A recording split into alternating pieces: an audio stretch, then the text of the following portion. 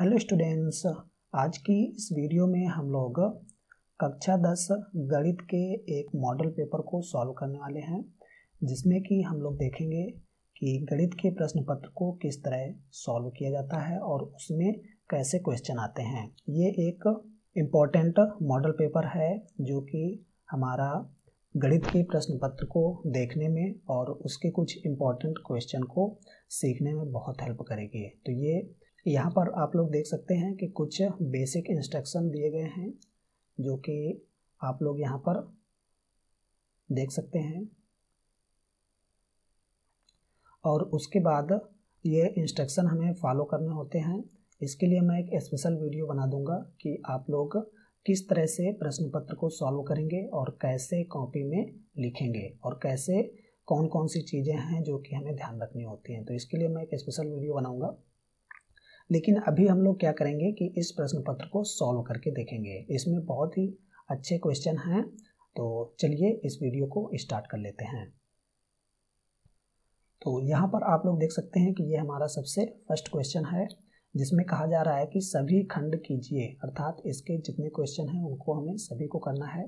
प्रत्येक खंड के उत्तर के लिए 4 विकल्प दिए गए हैं जिसमें से केवल एक सही है। ओके, यानी कि 4 ऑप्शन दिए गए हैं, यहाँ पर आप लोग देख सकते हैं। इसमें से केवल एक सही है, तो सही विकल्प छांटकर उसे अपनी उत्तर पुस्तिका में लिखें। तो ये हमें करना है। तो यहाँ पर जितने इसके पार्ट हैं इनको हमें सॉल्व करना है और जो इनका आंसर आएगा उसे हमें अपनी आंसर कॉपी में लिखना है। यहाँ पर जितने क्वेश्चन हैं मैं उन्हें सॉल्व करके दिखाऊंगा और साथ में जो उससे रिलेटेड इंफॉर्मेशन है, यानी कि उनको हम कैसे सॉल्व करेंगे, वो भी मैं यहाँ पर आप लोगों को बताता जाऊँगा। तो सबसे पहला क्वेश्चन देख लेते हैं। यहाँ पर निम्नलिखित में से कौन सा सह अभाज्य संख्याओं का युग्म है, यानी कि सह अभाज्य संख्याएं कौन सी हैं। ठीक है, तो सह अभाज्य संख्याएं, इसके लिए हमें सबसे पहले अभाज्य संख्याएं आना बहुत जरूरी है। ठीक है, तो अभाज्य संख्याएं क्या होती हैं, ये सबसे पहले बहुत जरूरी है कि अभाज्य संख्याएं क्या होती हैं। ठीक है, तो अभाज्य संख्याएं देख लेते हैं कि क्या होती हैं। अभाज्य संख्याएं वे होती हैं जिनके केवल और मात्र केवल 2 गुणनखंड होते हैं। यानी कि जैसे हम लोग यहाँ पर देख सकते हैं, अगर मैं नंबर ले लेता हूँ 2, तो इसके अगर हम लोग गुणनखंड करेंगे तो इसको हम लिख सकते हैं 1 × 2। ओके, इसके अलावा इसका कोई गुणनखंड नहीं होगा, एक्स्ट्रा में कोई और नहीं होगा। अगर कोई दूसरा नंबर लेंगे, अगर मान लेते हैं 9 लेंगे, तो इसके और कई सारे गुणनखंड मिलेंगे, जैसे 1 × 3 × 3। ओके, तो यहाँ पर देख सकते हैं कि ये 2 से ज़्यादा हो गए। ठीक है, एक ये है हमारे पास और एक ये है और इस तरह से एक ये है। ठीक है, तो हमारे पास जिसमें 2 होते हैं यानी कि वो नंबर खुद होगा और उसके साथ 1 होगा। ठीक है, तो ये 2 गुणनखंड जिसके होते हैं वो हमारी होती हैं अभाज्य संख्याएं। ठीक है, अब यहाँ पर एक मैं मोस्ट इंपॉर्टेंट चीज़ आप लोगों को बता देता हूँ कि 1 जो है अभाज्य संख्या नहीं है। ठीक है, इसको हमें याद रखना है। क्यों? क्योंकि जब हम 1 के फैक्टर करेंगे तो ये हमारा लिखेंगे 1 × 1, तो 2 होने चाहिए, लेकिन हम लोग क्या कर दिए कि यहीं पर सेम नंबर 2 बार लिख दिए। ठीक है ना, तो ऐसा नहीं लिखा जाएगा। तो यहाँ पर 1 एक अभाज्य संख्या नहीं है। तो अभाज्य संख्या कहाँ से स्टार्ट होती हैं, ये हमारी होती हैं 2 से स्टार्ट। 2, 3, 4 को नहीं लेंगे, 5, 7 और 9 को नहीं लेंगे, 11 होगा और उसके बाद 13 होगा एंड सो ऑन, इस तरह से होगा। ठीक है, तो ये हमारी हो गई अभाज्य संख्याएं। लेकिन यहाँ पर जो क्वेश्चन है वो हमारा है सह अभाज्य। सह अभाज्य क्या होता है? सह अभाज्य में ऐसा होता है कि कोई 2 नंबर ऐसे होने चाहिए जिनका कोई कॉमन फैक्टर ना हो। जैसे यहाँ पर अगर मैं 3 लिख लेता हूँ और यहाँ पर 4 लिख लेता हूँ। ठीक है, तो यहाँ पर आप लोग देखेंगे कि 3 एक क्या है, वैसे तो अभाज्य संख्या है, यहाँ पर देख सकते हैं ये अभाज्य संख्या है, और 4 क्या है, 4 एक भाज्य संख्या है। ठीक है, तो अब ये लेकिन इन दोनों की अगर बात करेंगे तो ये दोनों हमारी सह अभाज्य संख्याएं हैं। क्यों? क्योंकि इन दोनों नंबर के बीच में कोई भी कॉमन फैक्टर नहीं है, यानी कि कोई भी उभयनिष्ठ गुणनखंड नहीं है। तो इस वजह से हम इनको सह अभाज्य संख्याएं बोलेंगे। अब यहाँ पर ध्यान देने वाली बात यह है कि दोनों संख्याएं अभाज्य संख्या होना जरूरी नहीं है। जरूरी ये है कि दोनों संख्याओं का उभयनिष्ठ गुणनखंड कोई नहीं होना चाहिए, बस केवल इतनी बात जरूरी है। तो सह अभाज्य संख्याओं के लिए कोई भी उभयनिष्ठ गुणनखंड नहीं होना चाहिए। अब हम लोग इनको बारी बारी से देख लेते हैं, एक एक ऑप्शन को सॉल्व करके कि इनमें से कौन सा ऑप्शन हमारा राइट होगा। तो अब हम समझ चुके हैं कि सह अभाज्य संख्याएं क्या होती हैं, अर्थात दो ऐसी संख्याएं जिनमें कोई उभयनिष्ठ गुणनखंड ना हो। ठीक है, तो पहले ऑप्शन को ले लेते हैं। यहाँ पर ये क्या है, इसको देखेंगे तो ये हमारा 14 है और यहाँ पर है 35। ठीक है, तो इन दोनों में 7 कॉमन आ रहा है। देखो 7 इसमें भी डिवाइड हो जाएगा, 7 इसमें भी डिवाइड हो जाएगा, तो इसका मतलब 7 जो है ये उभयनिष्ठ गुणनखंड है, तो इसका मतलब ये तो आंसर होगा नहीं हमारे पास। ठीक है, इसमें देख लेते हैं। इसको अगर देखेंगे तो यहाँ पर 18 है और यहाँ पर 25 है। ठीक है, तो इसमें कोई कॉमन नंबर नज़र नहीं आ रहा है, क्योंकि अगर इसके फैक्टर करेंगे तो इसका फैक्टर मिलेगा 2 × 3 और × 3, इस तरह से कुछ मिलेगा। ठीक है, और इसका जो होगा वो 5 × 5, तो इसमें से कोई कॉमन नहीं है, यहाँ पर देख सकते हैं। जबकि इसका क्या होगा, इसका होगा 2 × 7 और इसका होगा 5 × 7, जो कि कॉमन आ रहा है। ठीक है, ये 7 यहाँ पर कॉमन देख सकते हैं। ठीक है, इसमें कोई कॉमन नहीं है, तो ये हमारा आंसर सही है। ठीक, यहाँ पर देखेंगे तो यहाँ पर 3 से डिविजिबल नहीं है, लेकिन इसको हम देखेंगे अगर इसको, तो यहाँ पर ये क्या होगा कि 31।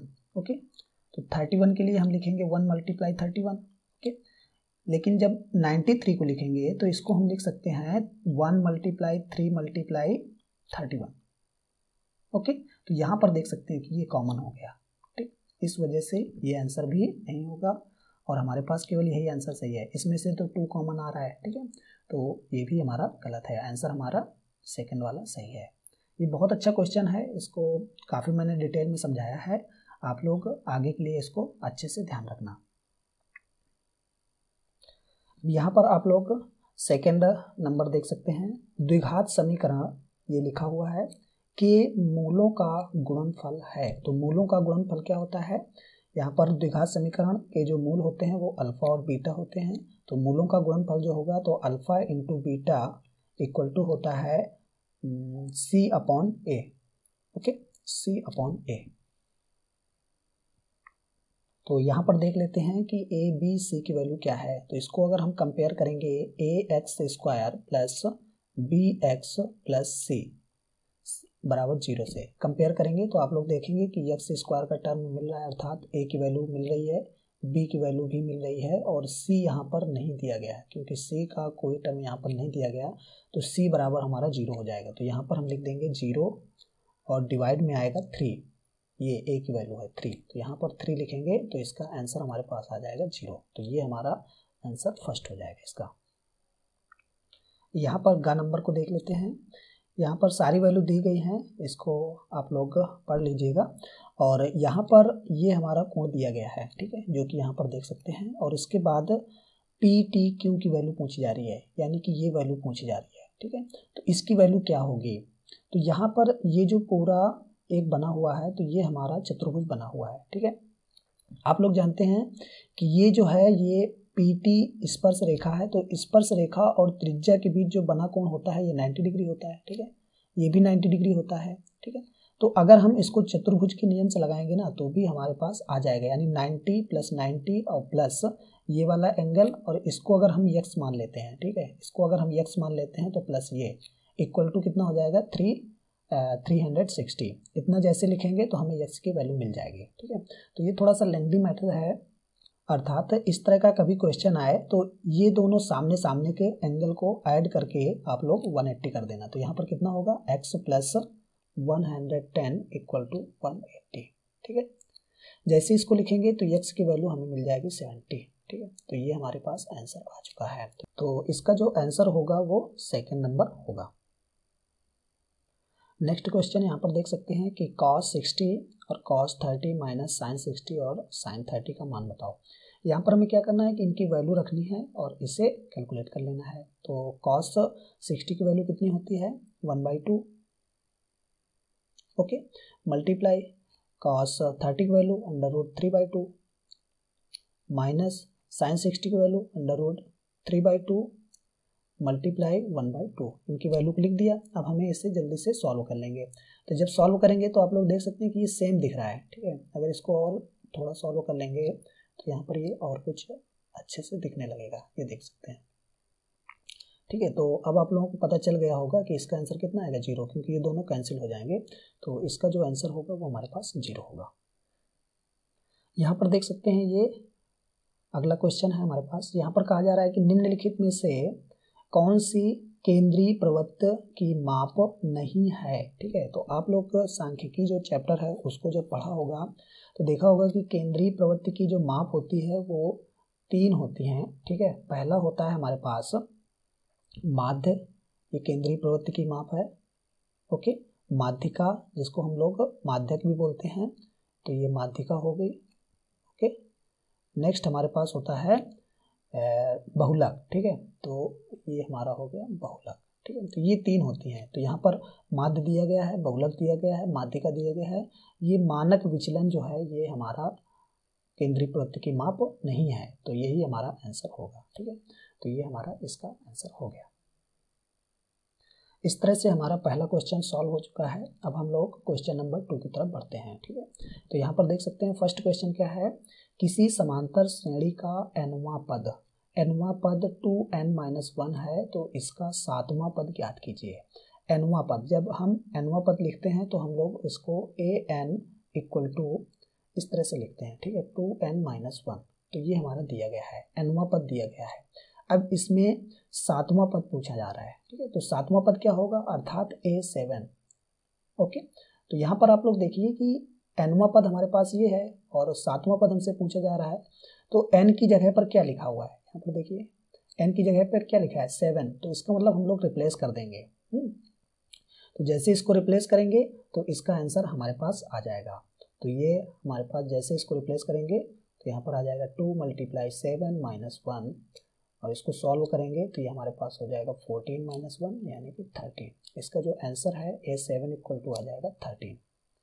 इसको आप लोग सही से लिख लीजिएगा। यहाँ पर इसका ख नंबर 2 बिंदुओं के निर्देशांक -8, 0 तथा ये हैं। इन बिंदुओं से बने रेखाखंड के मध्य बिंदु के निर्देशांक ज्ञात कीजिए। मध्य बिंदु हमें ज्ञात करना है, तो मध्य बिंदु के निर्देशांक कैसे होते हैं, तो यहाँ पर सबसे पहले 2 बिंदु लिख लेंगे। इन दोनों को दिया गया है 2 बिंदु, ये और ये हैं, तो इनका मध्य बिंदु। ठीक है, तो यहाँ पर लिखेंगे मध्य बिंदु। ओके, मध्य बिंदु बराबर जो फार्मूला होता है वो हमारे पास होता है x1 + x2 डिवाइड में 2, कॉमा y1 + y2 डिवाइड में 2। ठीक है, तो यहाँ पर ये जो है -8, 0 और 0, -8। ठीक है, तो यहाँ पर ये जो है ये x1 है, ये y1 है, और ये यहाँ पर x2 है, और यहाँ पर ये y2 है, इस तरह से। ठीक है, अब जैसे ही हम इनकी वैल्यू पुट करेंगे तो हमें आंसर मिल जाएगा। तो यहाँ पर जैसे इनकी वैल्यू पुट करेंगे तो x1 + x2 डिवाइड बाई 2, तो x1 यहाँ पर देख सकते हैं -8 प्लस x2 यहाँ पर ये देख सकते हैं 0 लिखा हुआ है, और डिवाइड बाई 2, कॉमा लगाएंगे। y1 कितना है यहाँ पर देख सकते हैं ये 0 लिखा हुआ है, और प्लस y2 यहाँ पर देख सकते हैं -8, तो कुछ इस तरह से इसको लिख देंगे। ठीक है, डिवाइड बाई 2 ऐसे। अब इसको सॉल्व करेंगे तो ये हमारे पास आ जाएगा यहाँ पर -8 डिवाइड में 2, कॉमा इसको जब सॉल्व करेंगे तो ये माइनस होगा, और इसको पूरा सॉल्व करेंगे जैसे ही तो ये हमारे पास आएगा -8/2। आगे सॉल्व करेंगे तो इसका आंसर आ जाएगा -4, -4। ये इसका आंसर है। ठीक है, तो ये मध्य बिंदु के निर्देशांक आ गए -4, -4।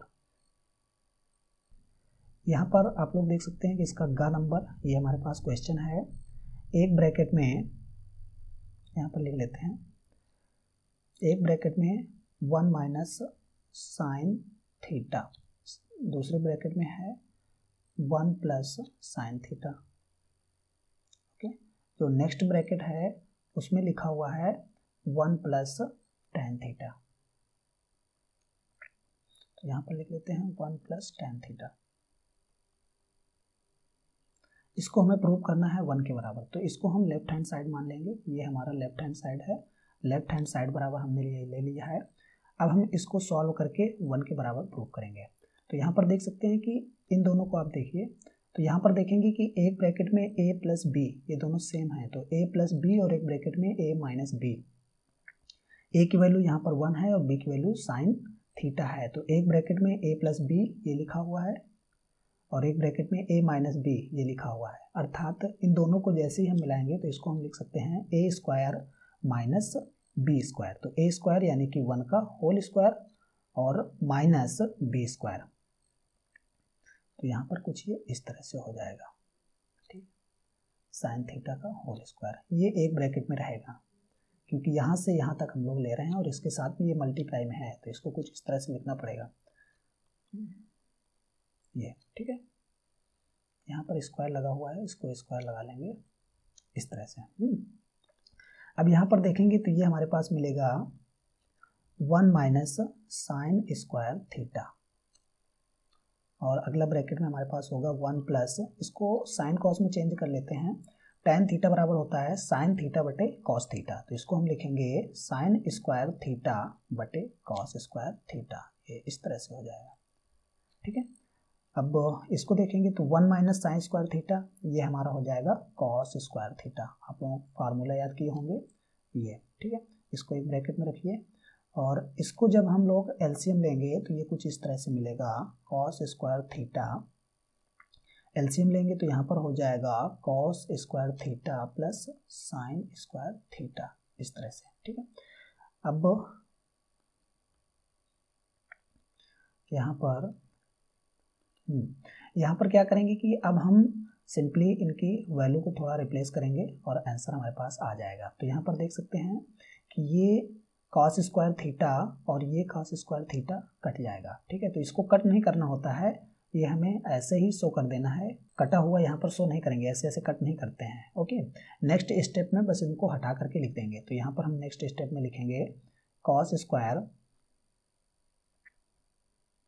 Theta plus sign square theta, okay. तो ये हमारे पास बचेगा क्योंकि ये दोनों हमारे पास कैंसिल हो चुके हैं। तो आप लोग जानते हैं कि sine square theta plus cos square theta equal to कितना होता है 1, तो ये हमारे पास आ गया राइट हैंड साइड, ओके। इस तरह से ये वाला क्वेश्चन हमारे पास प्रूव हो चुका है, आप लोग यहाँ पर देख सकते हैं, यहाँ पर आप लोग देख सकते हैं। इसका नेक्स्ट क्वेश्चन घ है, 6 सेंटीमीटर त्रिज्या वाले एक वृत्त के एक त्रिज्य खंड का क्षेत्रफल ज्ञात कीजिए जिसका कोण 60 अंश है, ठीक है। तो 6 सेंटीमीटर त्रिज्या का एक वृत्त है, तो यहाँ पर हम लोग बना लेंगे इस जगह पर, ये मान लिया कि ये 6 सेंटीमीटर त्रिज्या का एक वृत्त है और उसके बाद इसका एक त्रिज्य खंड है जिसका कोण कितना है 60 अंश है, तो इसको हम कुछ इस तरह से बनाएंगे ऐसे, और ये कोण हमारे पास है 60 अंश, ठीक है। तो ये 60 अंश हो गया।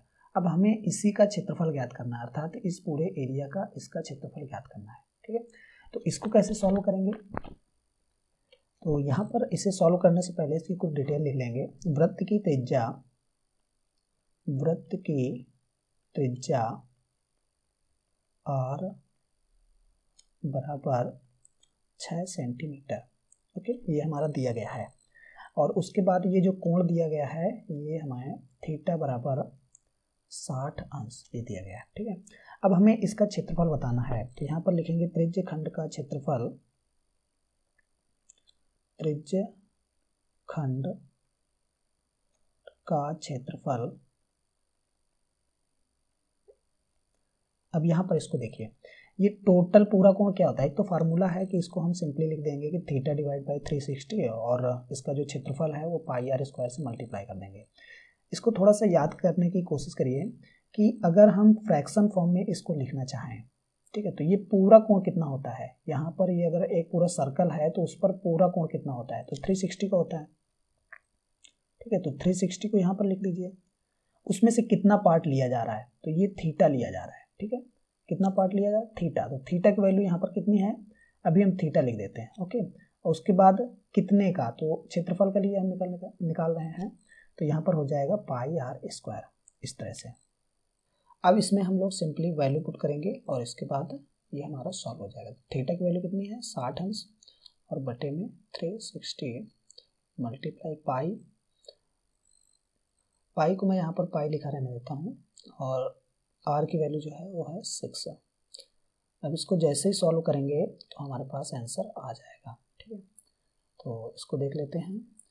इसको 0 से 0 कैंसिल हो जाएगा, 6 से 36 को कट करेंगे तो यहाँ पर 1/6 मिल जाएगा। ओके, और ये हमारा हो जाएगा पाई और ये 6 मल्टीप्लाई 6 इसको लिखेंगे, स्क्वायर लगा हुआ है, एक 6 कट जाएगा यहाँ पर तो हमारे पास ये वाला 6 बचेगा तो 6 पाई इसका आंसर हो जाएगा। 6 पाई और यहाँ पर सेंटीमीटर दिया था तो यहाँ पर सेंटीमीटर स्क्वायर ये जरूर लिखेंगे। ठीक है, जब क्षेत्रफल निकालते हैं तो सेंटीमीटर स्क्वायर मीटर स्क्वायर इस तरह से लिखते हैं और जब आयतन निकालते हैं तो सेंटीमीटर क्यूब और मीटर क्यूब लिखते हैं। तो यहाँ पर आप लोग इसे देख सकते हैं कि ये पूरा क्वेश्चन यहाँ पर लगा हुआ है। ये यहाँ पर दूसरे का लास्ट अंगा नंबर देख सकते हैं। यदि किसी बंटन का माध्य है, यहाँ पर माध्य दिया गया है 16, बहुलक 13 हो तो बंटन की माध्यिका ज्ञात कीजिए। तो यहाँ पर हमें इन तीनों में संबंध की जरूरत पड़ेगी। ठीक है, तो यहाँ पर इन तीनों का जो संबंध होता है उसको आप लोग याद कर लीजिए कि बहुलक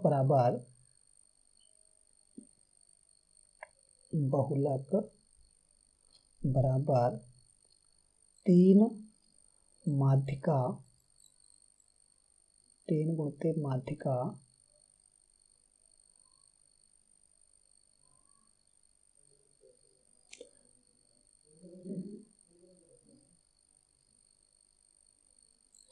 -2 गुणित माध्य। इसको आप लोग याद रखिए, बस इसमें वैल्यू पुट कर दीजिए और इसका आंसर आ जाएगा।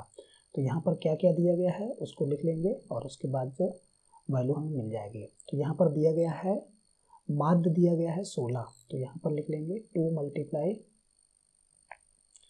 16 और बहुलक दिया गया है 13 तो यहाँ पर लिख लेंगे 13 बराबर का साइन लगाएंगे 2 3 होगा 3 मल्टीप्लाई माध्यिका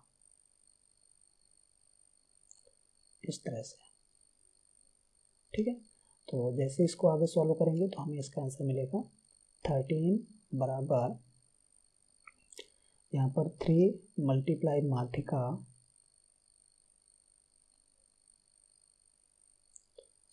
-32।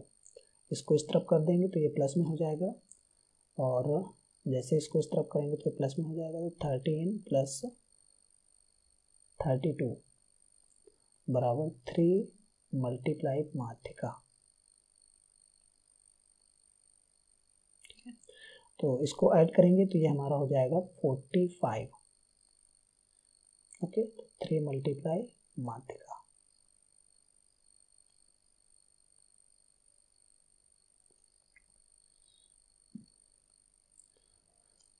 और जैसे इस 3 से इसमें डिवाइड करेंगे तो हमारे पास आंसर आ जाएगा 45 डिवाइड बाई 3 इक्वल टू माध्यिका के। तो हमें माध्यिका बराबर मिल जाएगा 15। तो ये हमारा आंसर आ चुका है माध्यिका। फाइनली हमारे पास ये आंसर आ चुका है।